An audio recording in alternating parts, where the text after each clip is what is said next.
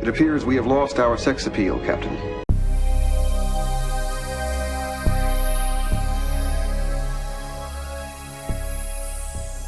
Hello and welcome to Enchantment of Eternity's review for Elogium, which is episode 4 of season 2 of Star Trek Voyager. This video is a part of a series of videos where I review episodes of Star Trek Voyager one episode at a time.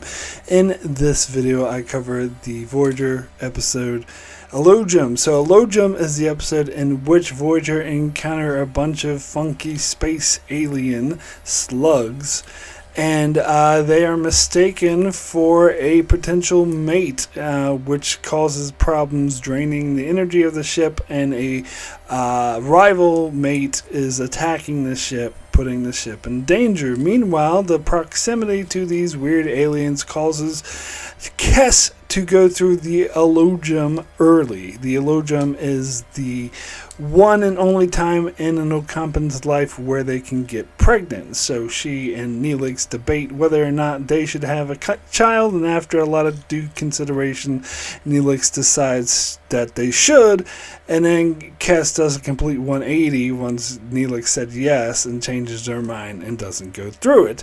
However, we learn that the artificial Elogium was artificially induced by these weird creature aliens, and so that she will in fact go through it at the proper age, which is, I believe they said, between 3 and 4 years old, so she still has a chance to get pregnant later. Meanwhile, Chakotay figures out that the little creatures are trying to mate with them, and so they make themselves submissive, which appeases their rival alien, and Tuvok announces that they have lost their sex appeal, and they get out unscathed.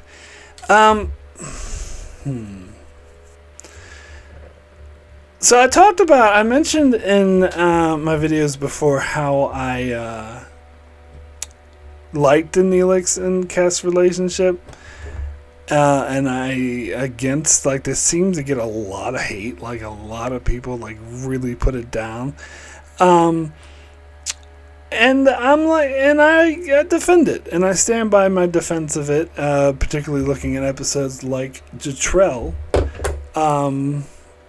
which is a really strong episode for their relationship, and it shows the strength of their relationship and how they support each other. But we get other episodes. We'll get to one coming up soon, which is a terrible episode for their relationship. Basically, any episodes that showed Neelix being like controlling or jealous, overly jealous, is where the relationship gets bad. And if I'm going to be fair, I would say those episodes actually outweigh the episodes in which the relationship is actually really good. This episode is a mix of good and bad. Because it does show the two of them having a conflict and working through their conflict, and Neelix starting out being dumb but actually like thinking of it better. And here's the thing, as I said, we'll get into this whole Tom Paris being jealous, or Neelix being jealous of Tom Paris. There's another episode that hits this theme more directly, so I'll get to that when I get to that. But I will say, in this episode, there's a scene where Tom Paris goes up to Kes and is like, "Oh, I'll see you later," and like makes googly eyes at her, and doesn't even acknowledge Neelix's existence. And Neelix starts to get super jealous, and Kes is like, "Oh, you're being ridiculous." So I'm going to make a statement that might be a little bit controversial. I side with Neelix. I agree with Neelix. I think Neelix is right. Now, granted, his overreaction of being petty and jealous may not be the best way to handle the situation, but is Tom Paris flirting with her? 100%. 100% Tom is flirting with her, and she's reciprocating. Now, in this case, there might not be nothing he can do about it. Like, he does kind of just need to trust Kes, and if Kes really does care about him, that she'll respect his wishes and will not cheat on him. But does he have something to worry about? 100%. 100%. And is Tom Paris unscrupulous and then the one to steal his woman?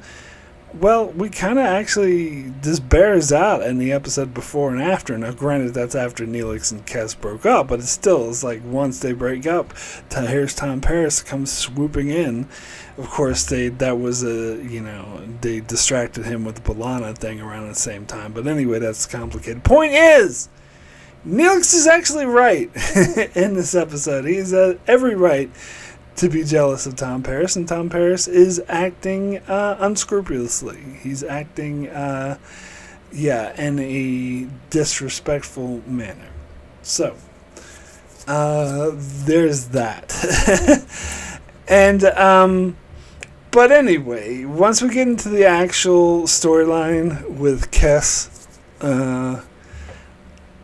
it's a little bit I believe it's a little bit out of character for Kes. Now, granted, Kes's character hasn't really been fully developed. She just seems like someone who's calm and serene most of the time, and she's being affected by some sort of chemical imbalance that is messing with her. So they're trying to make sort of analogy to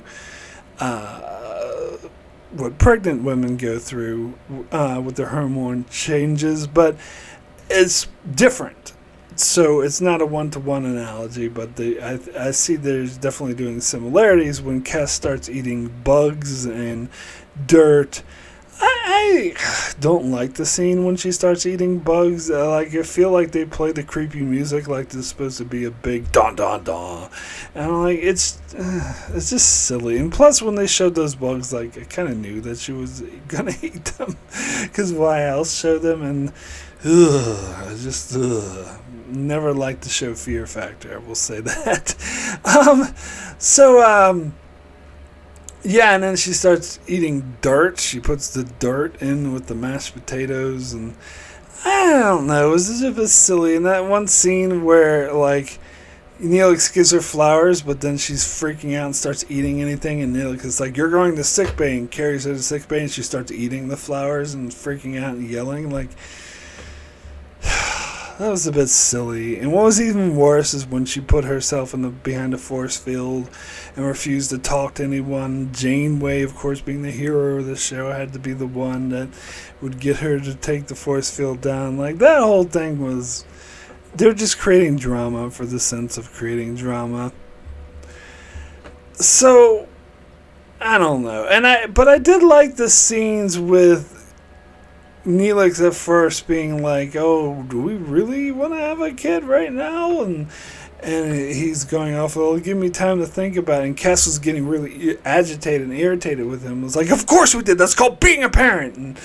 And then Neelix goes off and talks to Tuvok about being a father and thinks about it and realizes that it is something that he wants to do.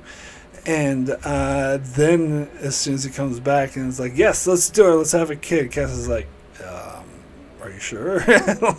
Totally changes her tune. And I do kind of like that. And then when she goes to the doctor to do the foot foot massage ritual,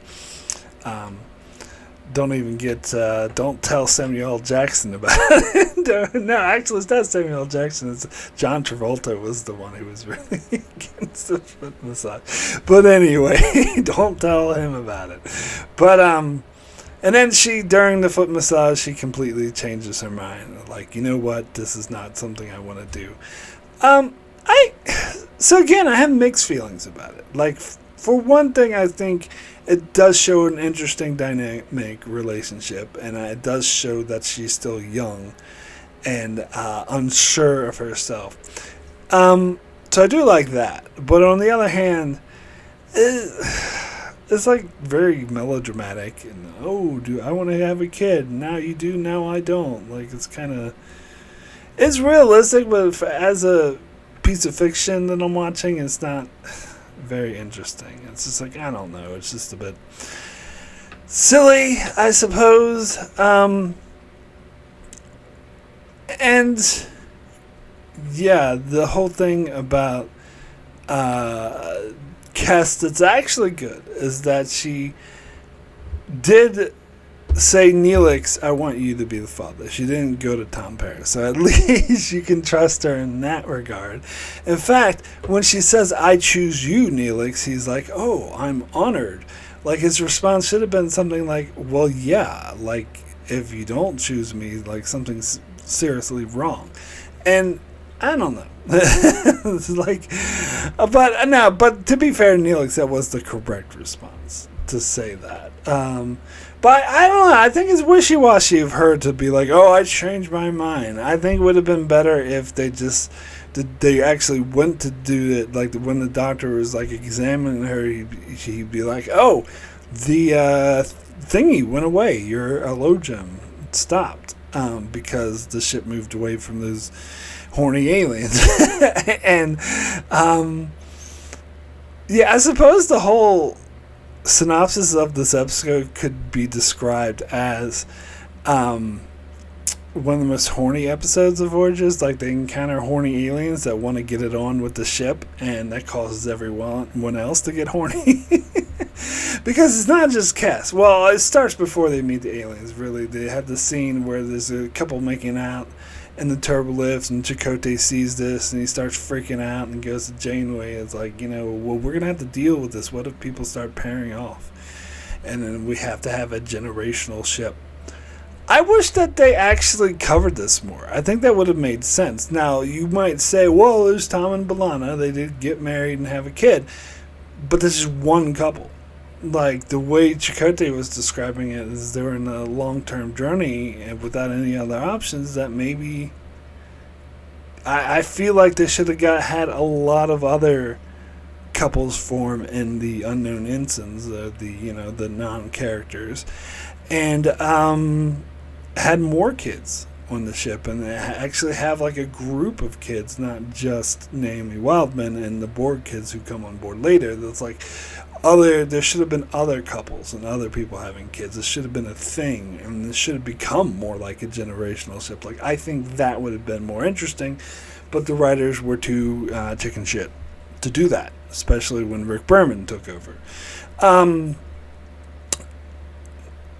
And if you don't know what I mean by Rick Berman taking over, because you were like, well, he's always the executive producer. Yeah, but once Michael Piller and Jerry Taylor left, he asserted more control and kind of used Brenna Berg as the puppet head, puppet figure or whatever, and like asserted more control, and that's when the show started to suck. But anyway, where was I? Oh yeah, they should have made it a generational ship. I'm really disappointed they didn't go in that direction, but the one thing I will give this episode credit for is that it introduces Naomi Wildman, actually has her like speaking some lines, and you're like, oh, why they had this random person? Whenever they have a random person have lines, you know that something's going to happen with them, because they did that with Seska, and like eventually made her Cardassian spy, and they did that with what's his face, Durst. In this one episode, he started having lines. So like, who the hell is this guy having lines? And then the next episode, he gets killed by the Vidians, and he gets his face off. And they're like, okay, so whenever they have someone, random person, come up and speak lines, then you know there's something's going to happen with them. But so it happens at the end of the episode where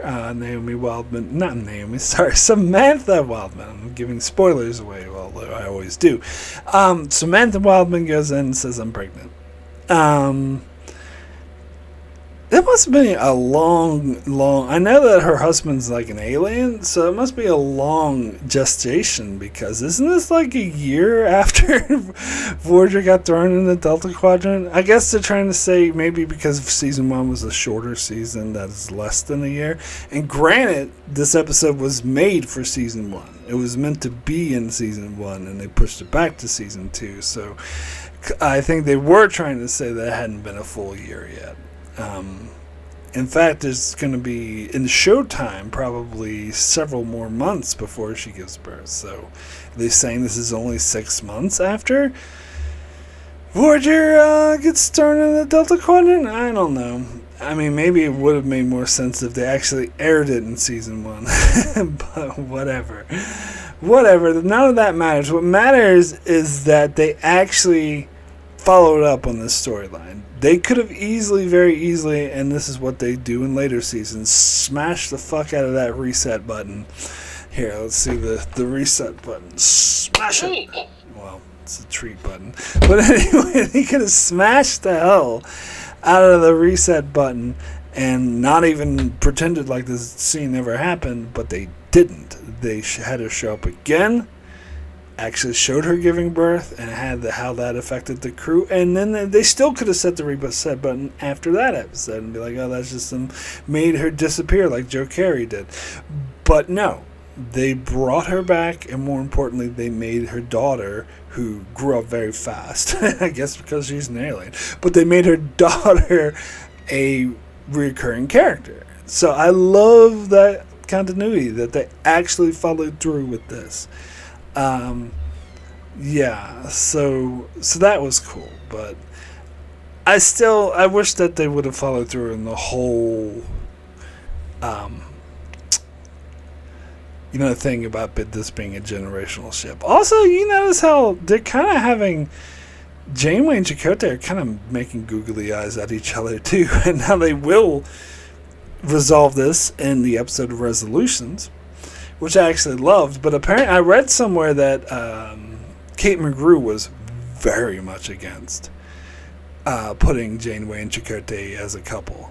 Like, apparently the showrunners or Rick Berman or someone really wanted to, and she was like definitely opposed. And I get why. Like, it makes sense. Like, you don't want to be like, oh, because it's a female captain, we have to have her hook up with the male characters. It's a very television cliche, like have that if there's a male and female leads that they have to hook up.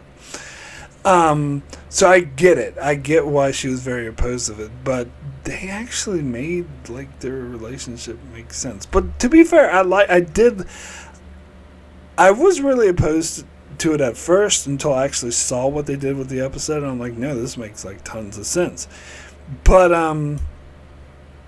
to be fair, I think I do agree with them not putting them together, and I do like what they did with them. Instead, they made them very, very close friends, and they would have dinner together, but as in a platonic sense, and not just a simple first officer captain relationship, that they were close friends. And you took that and to the advantage when they had disagreements with each other over what to do, that created more of a clash, which led to episodes like Scorpion. But don't get me started on Equinox, because that is another ball of wax I will not get into right now. But anyway, so yeah, the whole B plot with the horny aliens that try to get it on with the ship. I know it's not an anomaly, but it might as well be. It's still it's a bullshit side plot just to create tension and just to have something for the crew to do while they do the character plot of Kes and Neelix. That's it. That's all it is, and it's a waste of time. I couldn't give two shits about it. Except for when Tuvok says, we've lost our sex appeal. That's the only good part of that. Anyway, I would now like to thank very much my Patreon supporters for supporting me on Patreon. Very much appreciate this. Help me continue with the channel. I'd like to give a big special thanks to Jordan Johnson and Brendan Neal Howes. Thank you both so very, very much for your strong support. Very much appreciate it. So I'd also like to give a shout out to Tyler Cease, Benjamin Mead, Antarius, Greg Marley, Francisco, Chuck Hooks, Kyrie091, Anthony D. Benedictus, Ricky, Matty Jester, Joel Lavals, Alessandro Miguelicio, Norman Buchwald, Stephen Kennedy, Brenton Berg, and Allison Fordyce. Thank you all so very, very much for your support. So we do have some Patreon comments on this episode. First comment is from Ricky, who says, This episode was fine. I mean, to be honest, it's a very forgettable episode, and again, I love season 2, but it did have a slow first set of episodes before we get to the awesomeness of the season. I think, on one hand, it's interesting that we learn more about the Ocampan culture and biology, and I did like the scenes between Neelix and Kes in this episode, whether he was ready to be a father or not. And the B plot was pretty forgettable, but I did like what Tuvok said after they left the creature by saying, "Captain, I believe we have lost our sex appeal." It was so hilarious. I was literally bursting out laughing. So yeah, an okay episode, so my rating is a 5 out of 10. That line where he says we have lost our sex appeal is best taken out of context. Like, a lot of times when I posted it, like I do not give any context to it whatsoever, because you don't need it. It's better without the context. Anyway, yeah, it is. Season 2 does kind of have a bit of a slow start. And also the thing about Ocampan biology, it reminds me of one of the reviews that I watched mentioned that this is completely impractical for Ocampans to only be able, so they only get pregnant once in their lives, so they could only have like one opportunity to have a baby, a singular baby. So that means every mother can only give birth to one child, and they have a small window of opportunity in which to do it, and how incredibly impractical that is, and that the Ocampans should have went extinct because of that. Like, there's no, so they could have done a better job explaining that. And it was very plot conveniently too, because they wanted to be like, I remember they even had this on the commercial, the scene of her going, "If I'm ever gonna have a child, I need to do it now." Like, it's the great tension in the episode, but it actually makes no biological sense. Anyway, next comment is from Tyler Cease, who says, "In this episode, I liked the Kes portion. I didn't like the B plot. When you did your top 10 character assassination list, I thought Kes would be in your top 10. And Norman Buckwald replied to that comment saying she was in the top 25. Of course, I still select Fury, as that is the final insult to her character. So for me, yeah, she was like number like 19 or something like that. I can't remember. She was in my top 25. But I chose the episode Darkling, because that is the part in season 3, because season 3 ruined her character, and that, I think, was the start of it, where they tried to play her off as sexy, and she had like an affair with this sexy looking man, and the doctor was jealous and wanted to get with her. Like, ugh. Yeah, so that ruined her. That was her character assassination. I stand by that, even more so than Fury. Like, I don't hate Fury as much as everyone else seems to. Like, I'm a bit more mixed on that episode.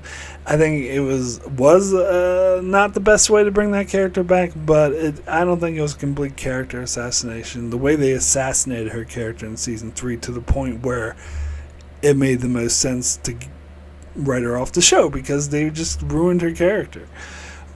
This episode, I will say she's acting totally out of character, but again, they try to use the in-universe excuse, oh, she's going through this Elogium that's making her weird, which I suppose you could explain some of her character changes, but yeah. The other thing I was going to mention is that they mentions that she's not even 2 years old yet, and that, see, I defended her age thing before, saying that she's actually, because of the way Ocampan's age, she's actually in her 20s. So it's not that big of a deal to have her be with someone in their 30s if she's in her 20s.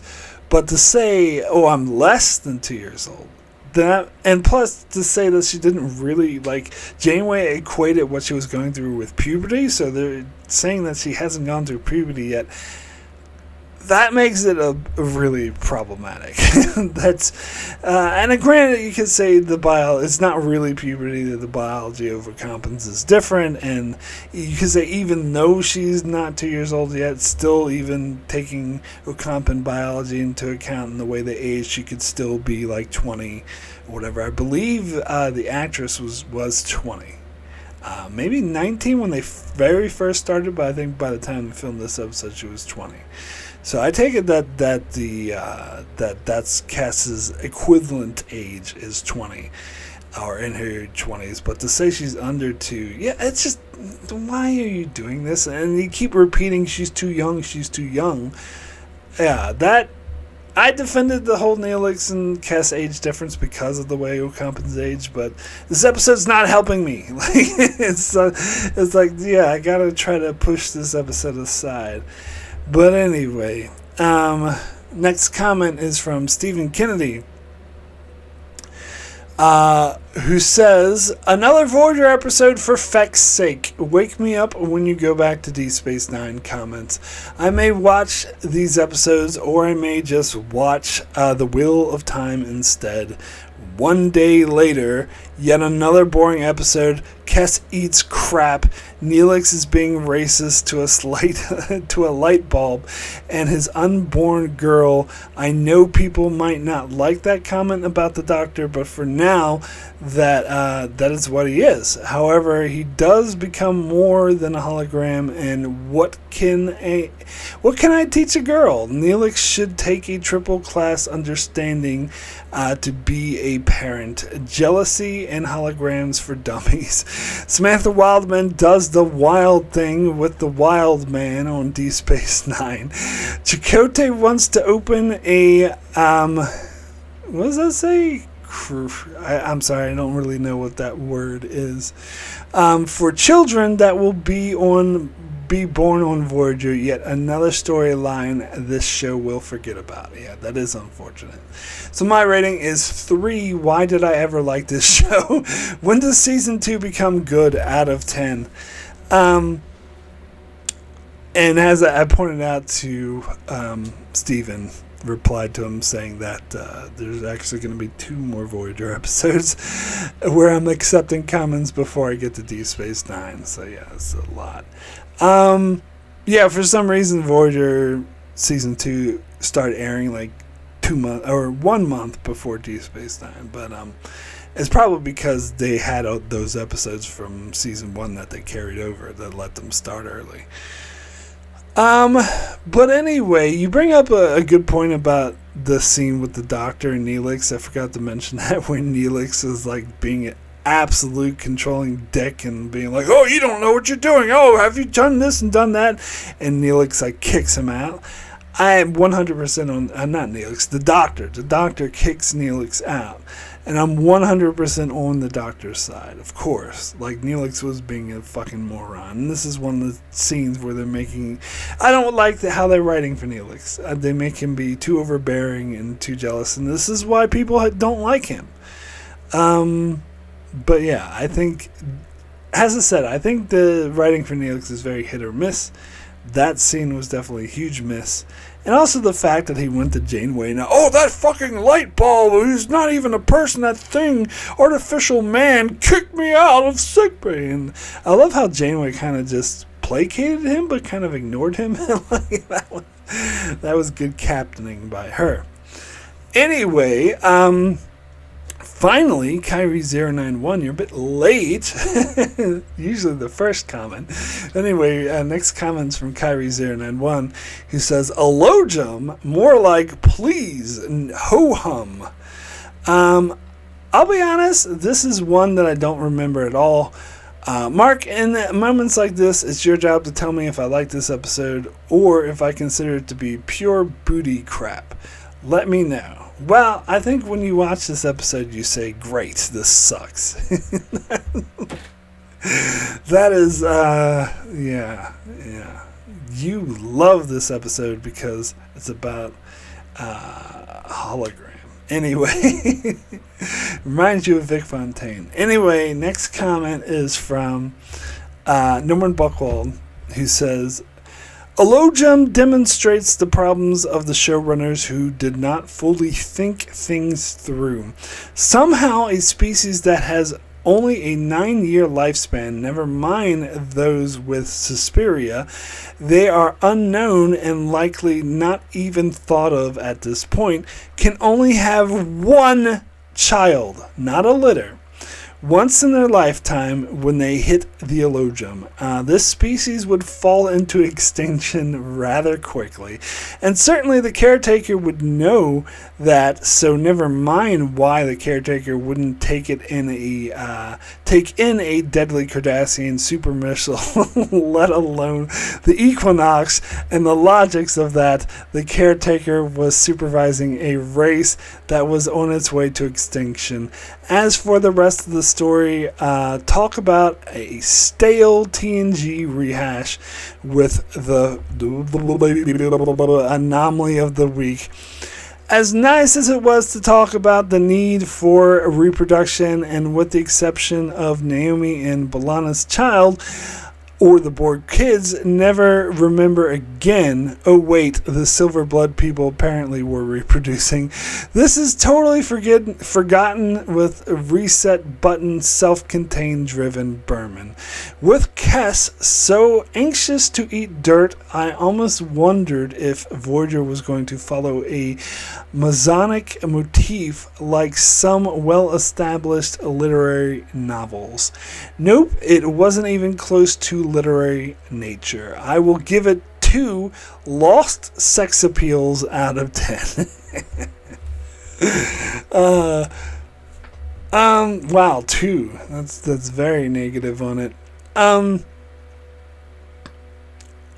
Yeah, I mean, you touched on what I mentioned earlier about how this makes no biological sense. It would be weird though to have a humanoid alien have a litter. Like, they mentioned it on Deep Space Nine once. And, they even said it was a male officer. Oh, he's having a litter or whatever. Some species that we never heard of and we don't actually see on screen.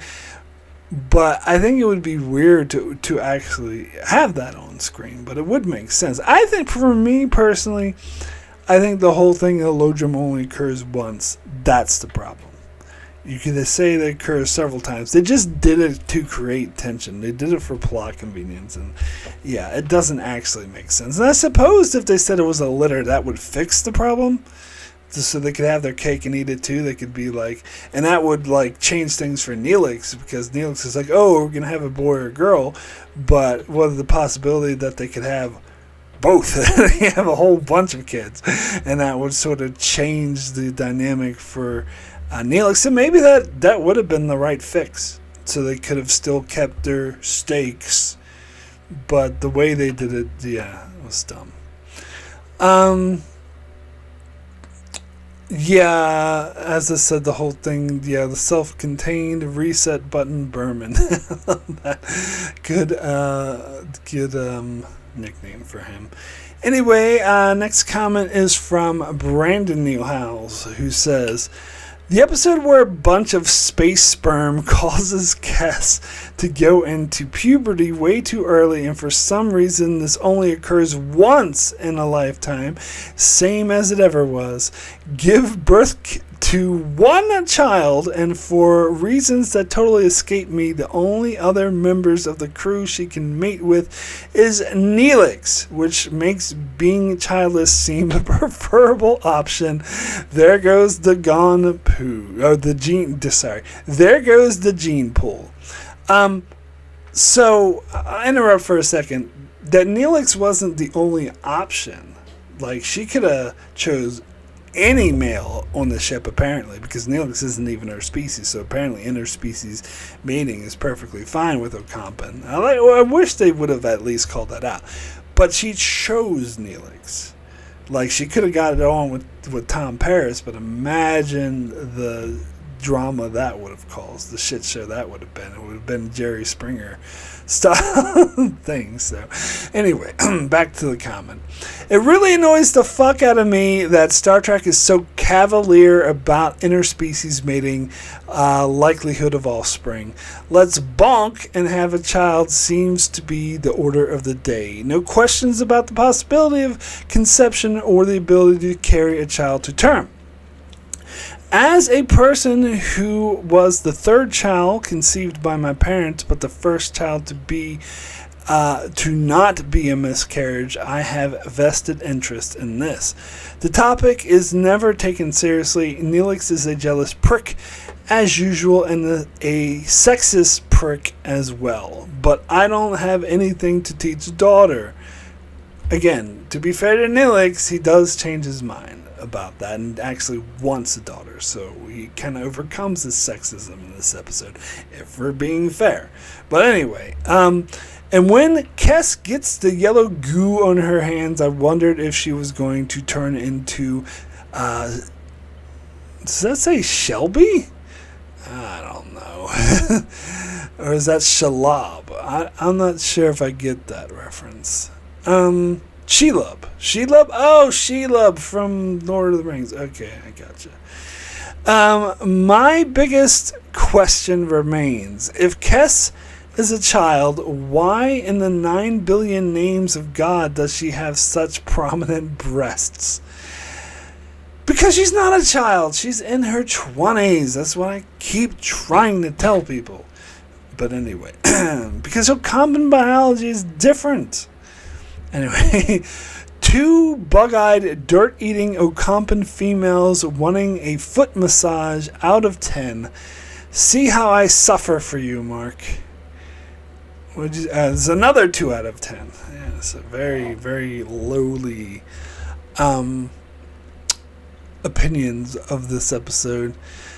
I pretty much responded to this as I was reading it. So, I don't know, like the whole thing with